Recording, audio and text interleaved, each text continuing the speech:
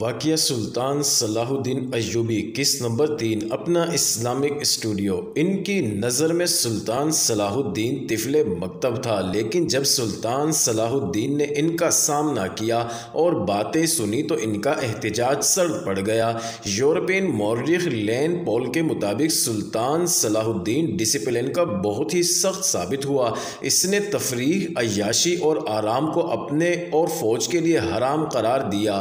اس نے اپنی تمام جسمانی اور ذہنی قوت صرف اس میں خرچ کی کہ ملت اسلامیہ کو پھر سے ایک کر سکیں اور صلیبیوں کو یہاں کی سرزمین سے نکال سکیں۔ سلطان صلاح الدین فلسطین پر ہر قیمت سے قبضہ کرنا چاہتا تھا اور یہی مقاصد سلطان صلاح الدین نے اپنی فوج کو دیے۔ مصر کا وائسرائے بن کر سلطان نے کہا، اللہ نے مجھے مصر کی سرزمین دی ہے اور اللہ ہی مجھے فلسطین بھی عطا کرے گا۔ مگر مصر پہنچ کر سلطان پر انکشاف ہوا کہ اس کا مقابلہ صرف صلیبیوں سے نہیں بلکہ اس کے اپنے مسلمان بھائیوں نے اس کی راہ میں بڑے بڑے حسین جال بنا رکھے ہیں جو صلیبیوں کے عزائم اور جنگی قوتوں سے زیادہ خطرناک ہے۔ تو یہ تھا ہلکا سا تعارف۔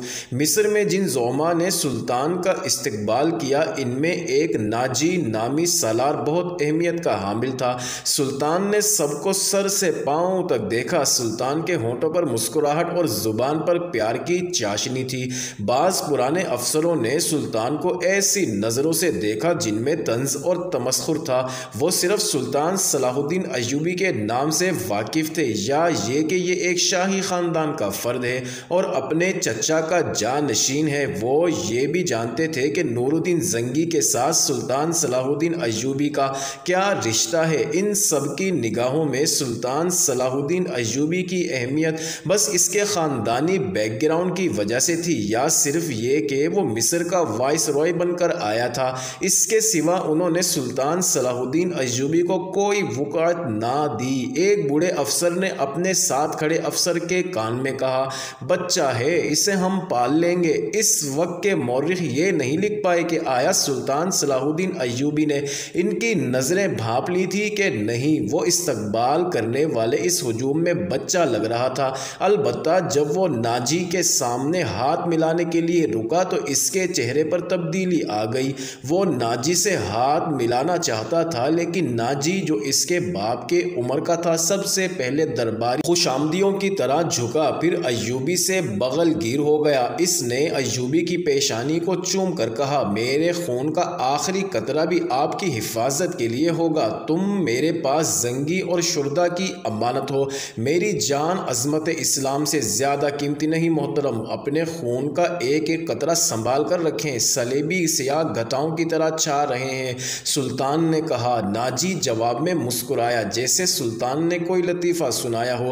سلطان صلاح الدین اس تجربے کار سالار کی مسکراہٹ کو غالباً نہیں سمجھ سکا۔ ناجی فاطمی خلافت کا پروردہ سالار تھا۔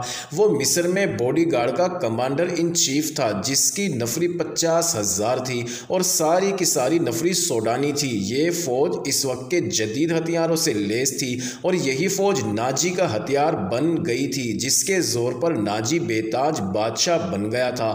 وہ سازشوں اور مفاد پرستوں کا دور رہا۔ اسلامی دنیا کی مرکزیت ختم ہو گئی تھی۔ صلیبیوں کی بھی نہایت دلکش تخریب کاریاں شروع رہیں۔ زر پرستی اور تعیش کا دورہ تھا۔ جس کے پاس ذرا سی بھی طاقت تھی وہ اس کو دولت اور اقتدار کے لیے استعمال کرتا تھا۔ سوڈانی باڈی گارڈ فوج کا کمانڈر ناجی مصر میں حکمرانوں اور دیگر سربراہوں کے لیے دہشت بنا ہوا تھا۔ اللہ نے اس کو سازش ساز دماغ دیا تھا۔ ناجی کو اس دور کا بادشاہ ساز کہا جاتا تھا۔ بنانے اور بگاڑنے میں خصوصی مہارت رکھتا تھا۔ اس نے سلطان صلاح الدین کو دیکھا تو اس کے چہرے پر ایسی مسکراہٹ آئی جیسے ایک کمزور اور نحیف بھیڑ کو دیکھ کر ایک بھیڑیے کے دانت نکل آتے ہیں۔